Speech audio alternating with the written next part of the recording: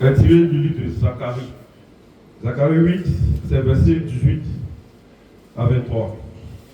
D'abord, nous tenons à remercier l'Éternel, parce que c'est lui qui a permis que nous soyons ici, présents, en bonne santé. Donc, un alléluia pour que nous devons lui adresser. Alléluia, alléluia.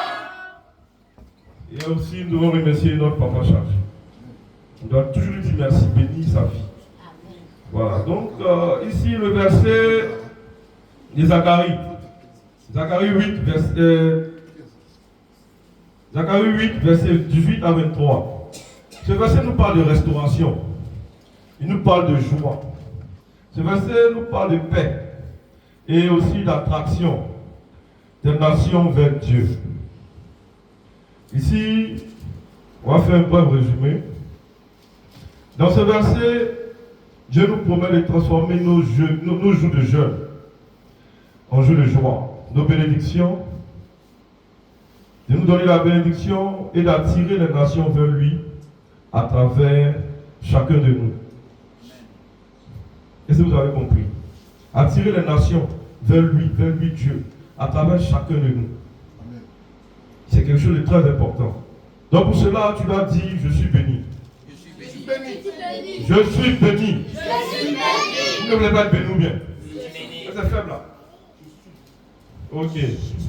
Donc ce verset nous dit que Dieu a promis de transformer notre tristesse en joie. De changer les saisons de nos vies en saison de bénédiction. Amen. Voilà. Donc dans ce verset, Dieu nous promet une grande bénédiction. Amen. Donc en ce jour, peuple de là-bas, ça marche ta vie. J'ai une bonne nouvelle pour vous. C'est-à-dire après cette prédication-là, si vous avez bien écouté et que vous avez mis en pratique ce qui a été dit, normalement vous devez être béni. Donc je demande à chacun d'être attentif. Donc comme je le disais tantôt, dans la vie, il y a des moments de tristesse. Il y a des moments, il y a des hauts et des bas. Il y a des moments de peur, des moments d'angoisse. Tu ne sais pas comment faire pour payer ton loyer. Quand la fin du mois arrive comme ça, ton cœur bat. Il y a l'électricité à payer. Il y a les parents à gérer. Il y a des moments où tu attends les promesses de Dieu. Tu as fait un songe où, dans le songe, Dieu a promis que tu seras béni. Tu as reçu des promesses de bénédiction, des promesses d'argent. Tu attends qu'on t'appelle pour un travail. Tu es malade, tu attends ta guérison.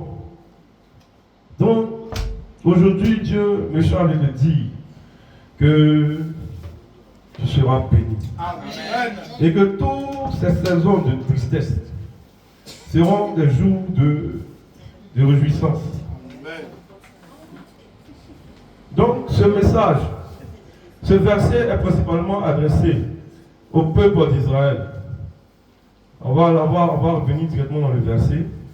C'est-à-dire, lorsqu'ils ont été déportés, Dieu avait puni le peuple parce qu'il n'avait pas respecté, de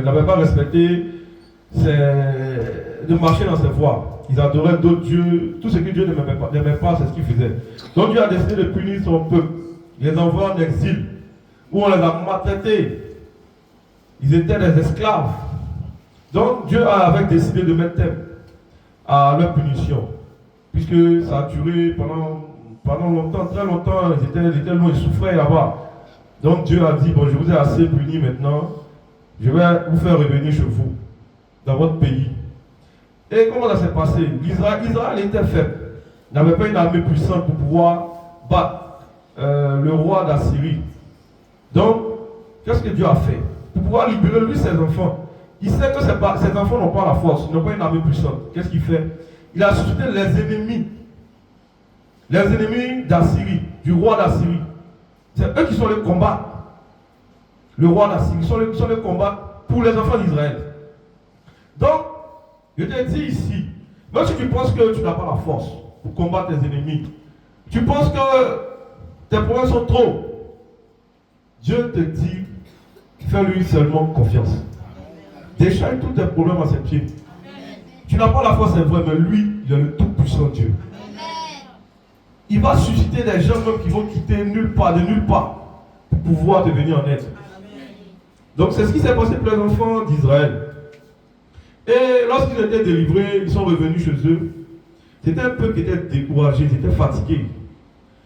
Et Dieu leur a annoncé qu'ils auront un avenir plein de gloire et de bénédiction. Donc c'est ce qui a suscité ce passage. Et maintenant, Dieu, qu'est-ce que Dieu a promis à son peuple? Des bénédictions. Mais dans le verset, à partir du verset 19, il y a un mais. Il y a un mais. En général, quand on dit mais, quand on parle et puis on met mais, ça veut dire quoi? Ça veut dire, c'est vrai qu'il y a des promesses. Mais, quand le mais vient après, ça va dire, la phrase qui suit, c'est pour exprimer une condition ou des restrictions.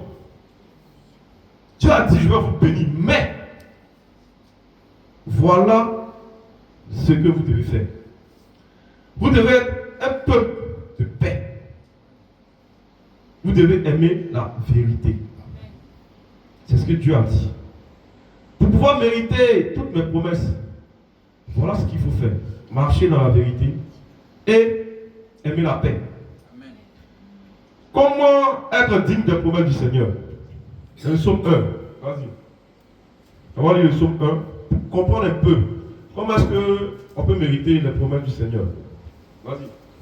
Heureux l'homme qui ne marche pas selon le conseil des méchants. Heureux l'homme qui ne marche pas selon le conseil des méchants. C'est-à-dire, quand tu as un problème, tu vas voir n'importe qui pour prendre des conseils. Non. Quand tu as un problème et que tu ne sais pas quelle direction prendre, il ne faut pas prendre n'importe qui.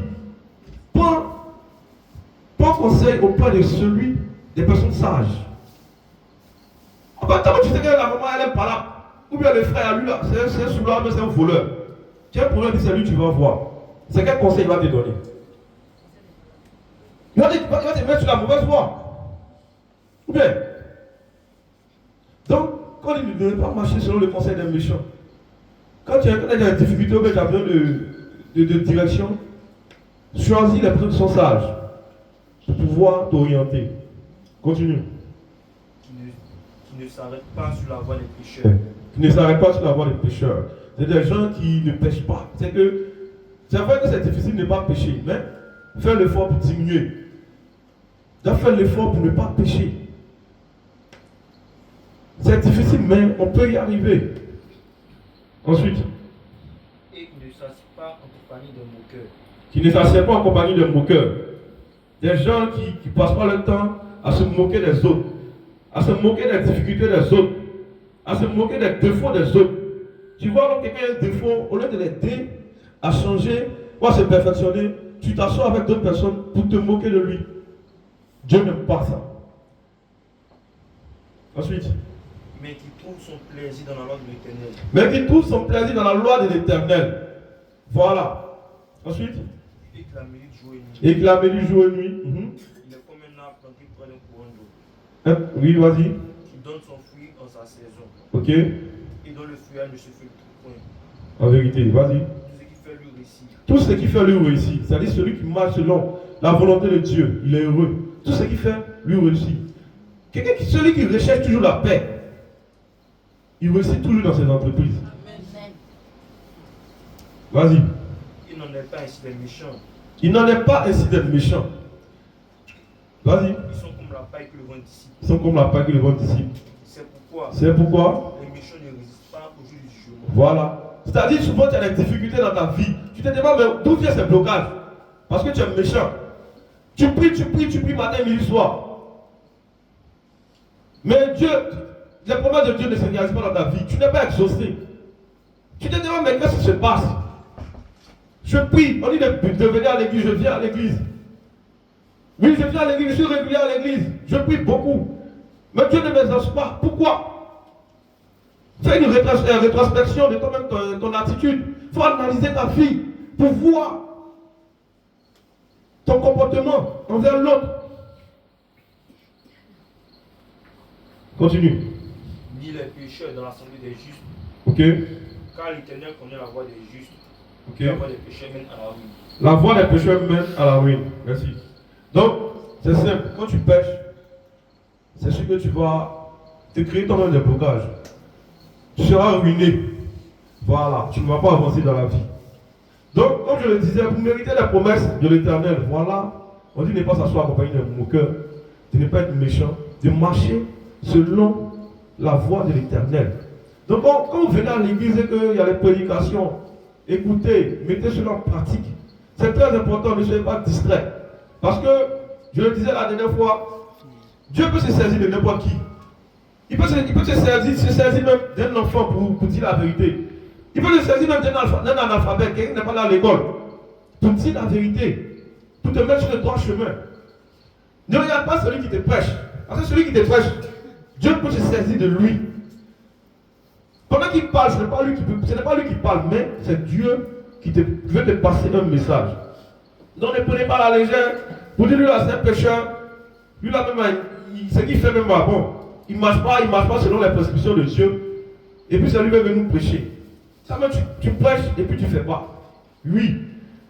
Mais ce qu'il dit, si c'est important pour toi ta vie, que ça peut transformer ta vie, c'est le plus important. C'est de lui faire, ça concerne Dieu et lui.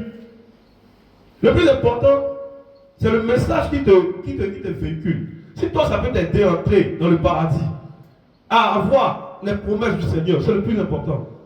Nous, ce comportement-là, ces péchés-là, c'est entre Dieu et lui. C'est Dieu seul qui va le juger. Mais le plus important, c'est le message qui véhicule. Donc, comme le disait, Dieu demande d'avoir d'être des personnes de paix. Il y a une fille plutôt, une jeune fille qui sortait tard dans la nuit avec des amis, et lorsqu'elle a fini, ils ont fini tard, environ 1h, 2h du matin, et le yango qu'elle a emprunté, le chauffeur c'était un agresseur. Le gars, arrivé dans un milieu qui était un peu sombre, il a fait semblant comme il voulait pisser, et il est sorti, il a agressé la fille. Il a pris tout, son téléphone, son argent, tout, sur elle. Et il a même brutalisé, elle était blessée. Elle était blessée au pied. Son pied était dépassé, tout ça. Donc elle ne pouvait plus marcher. Et là où le gars a garé, c'était un quartier, il y avait des maisons. Donc elle s'est mise devant une maison, une villa, elle a tapé, il a sonné. Personne n'est sorti. Donc quand elle était fatiguée, il était presque jour. Donc elle s'est couchée devant la maison. Et là, le propriétaire de la maison est sorti. C'était une femme. Quand elle est sortie, elle a vu la jeune fille. Elle lui a demandé qu'est-ce qui s'est passé. La fille lui a dit on m'a agressé, tout ça. Au lieu de chasser la fille, parce que la fille était mal habillée, elle était sexy. On pourrait la prendre même pour une prostituée. Là, quand on lui dit prostituée, là, quitte là, tu allais couper un gaou là-bas, il t'a violé, t'a agressé bien, et puis bon. Tout de ce genre, et puis t'a agressé, tu mens. Dans le lieu de ça, la femme l'a accueilli chez elle. Elle a pris soin d'elle. Et comme la fille n'avait pas de téléphone, elle a prêté son téléphone. Elle a appelé son papa. Et quand le papa est venu, c'est là la dame a se rendu compte que son papa, c'est un milliardaire. Le papa de la fille est milliardaire. Et juste pour ce temps qu'elle a posé, elle n'a pas chassé la fille. C'est d'autres personnes, quelqu'un qui est méchant, qui ne cultive pas la paix, qui est méchant de nature, la personne n'avait pas accueilli la fille. Elle est plutôt la chasser, prostituée là, et puis elle ferme sa porte et puis elle sort. Mais au contraire, elle a accueilli, elle a pris soin d'elle. Quand le père est venu, il était vraiment ému, il a aimé la dame, et il a changé sa vie. Il a donné une maison plus belle, des biens. C'est pourquoi on dit d'être des personnes de paix. C'est-à-dire partout où vous allez, quel que soit l'endroit où vous êtes, dans le milieu où vous êtes, cultivez la paix. Que ce soit au travail. Si quelqu'un vient avec son problème, et que tu sais que le problème qui t'explique, c'est quelque chose de sensible. Ton frère, Jean-Louis, celui-là m'a mal parlé. Voilà, maman, celui-là m'a mal parlé, mais mon frère, celui-là m'a mal parlé. Puis, au lieu d'attiser la haine, pour dire, toi, on te parle mal, et puis tu ne t'as pas chifflé. Tu n'as pas chifflé, tu n'as pas répondu. Au lieu de faire ça, qu'est-ce que tu dois faire? Chercher la paix. Mais en disant, pourquoi tu n'as pas répondu? Pourquoi tu n'as pas frappé? C'est ça a attisé la guerre. Ça va révolter la personne et la personne va faire quoi? Va aller se battre. Dieu n'aime pas la division, il n'aime pas les gens qui sèment la division partout où ils sont. Mais quand tu apprends des choses, demande à Dieu de te guider, de calmer ton cœur. Il ne faut pas toujours tout de suite aller répondre, aller te battre. J'ai appris que tu m'as fait ça. J'ai appris que tu as dit ça à telle personne. Non. Toujours l'harmonie. C'est ce que Dieu demande. Pour pouvoir mériter les promesses du Seigneur, il dit de marcher selon la vérité. Et d'être des personnes de paix. Tu n'es pas toujours dans les palabres. Partout où il y a pluie, c'est ton nom qui sort. Partout où il y a un problème, c'est ton nom qui sort. Donc, Père te dit là-bas, ça va, je t'arrive. Dieu demande à chacun de nous de cultiver la paix. Quel que soit le milieu où on est, à la maison, au travail, à l'église, d'être des personnes qui aiment la paix. Quand vous savez qu'il y a un problème qui veut éclater, essayez de calmer les choses, plutôt que d'envenimer la situation. Parce que s'il y a la paix dans un milieu, ça attire la chance, les bénédictions. Il y a l'amour, ça attire les bénédictions forcément. Parce que Dieu, il règne dans l'amour. Où il y a la guerre, c'est le diable qui règne. C'est pourquoi Dieu nous demande d'être des personnes de paix. Pour que lui, il soit heureux même de nous bénir. Donc en ce jour, c'est le message que j'avais pour vous. Et en 3, on dit Dieu attire les nations par son œuvre en nous. C'est-à-dire, si nous on est bénis ici, dans le verset 20 à 23, verset 20 à 23, Dieu dit une seule personne du peuple d'Israël va attirer 10 autres personnes, des autres peuples, vers lui. C'est-à-dire quoi? Vous êtes ici. Si nous on cultive la paix et qu'on marche dans la vérité, Dieu va forcément nous bénir. Et lorsque Dieu va nous bénir, on va briller dehors. On va prospérer. On ne sera pas des personnes qui ont faim. Quand les gens du dehors vont nous voir, ah, tu brilles le jour, tu as grossi, hein. Vous pouvez montrer ton couloir. Bien. Tu as fait quoi? Tu as envoyé ici. Ah, voilà le Père. Il faut venir te fanatiser un peu. C'est mon couloir qui est ici, et lui là-bas, ça marche à lui. Avant qu'elle était dans le monde, quand on me demande, ah, tu es chaud de jouer, quand même un couloir pour moi.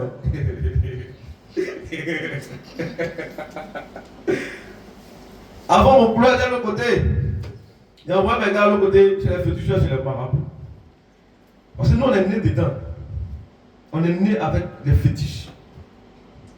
Ça, personne ne sait jamais dit. Mais nous, on est nés avec ça.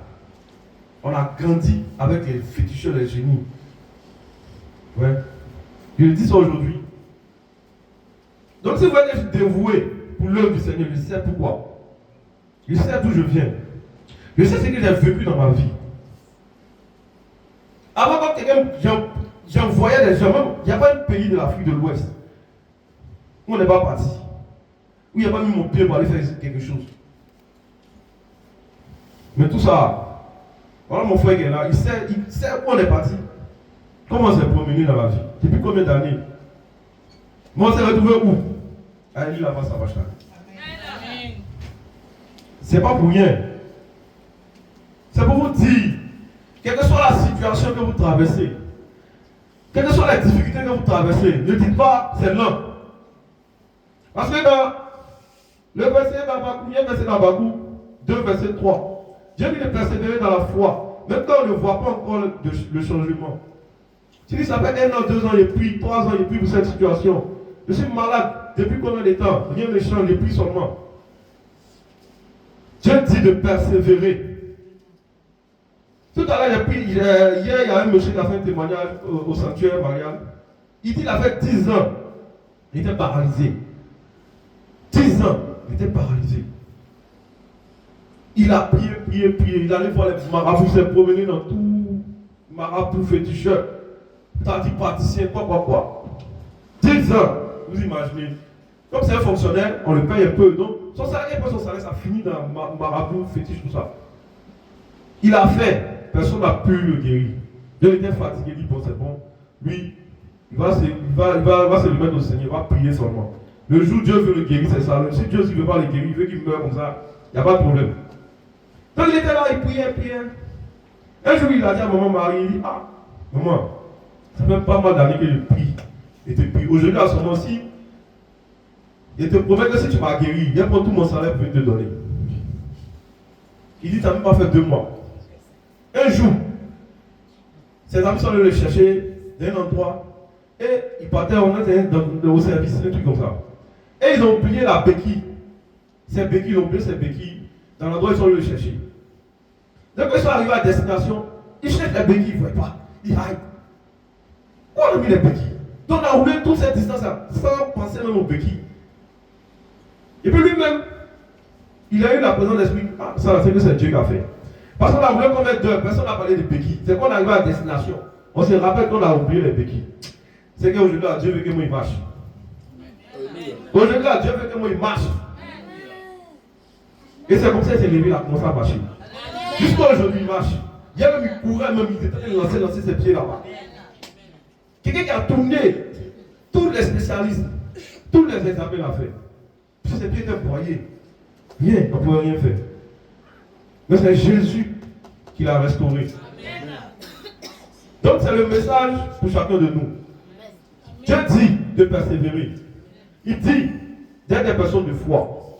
Il dit d'être des personnes de paix. Surtout la paix. Parce que si tu es quelqu'un qui n'a pas la paix, tu n'es pas quelqu'un qui cultive la paix partout. Lui, il ne peut pas te donner son esprit. Parce que ce n'est pas pour rien qu'on l'appelle l'Esprit Saint. L'Esprit Saint, il demeure dans un corps saint.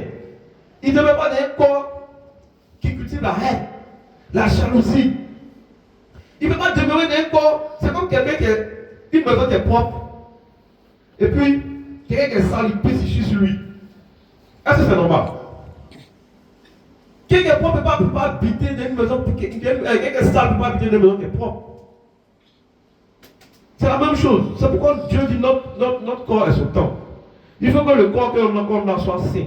Pour que lui, son esprit saint, puisse habiter. Mais si notre corps est sale, on se salit par le péché, par la débauche.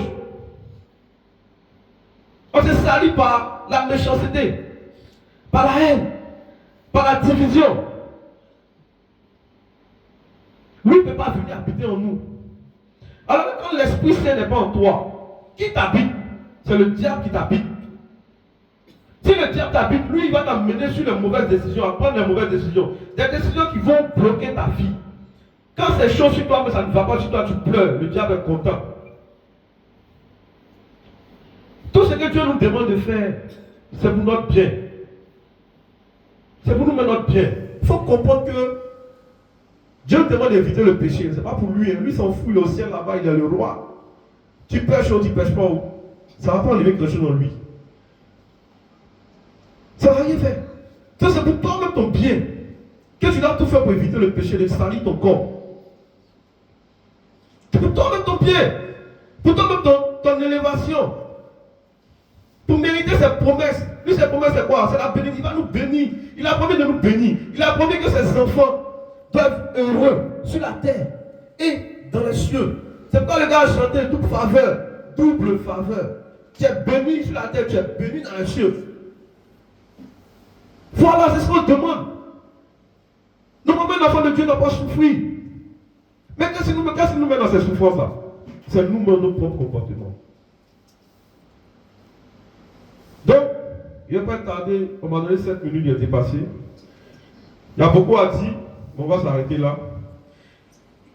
Et un dernier verset que je voulais prendre.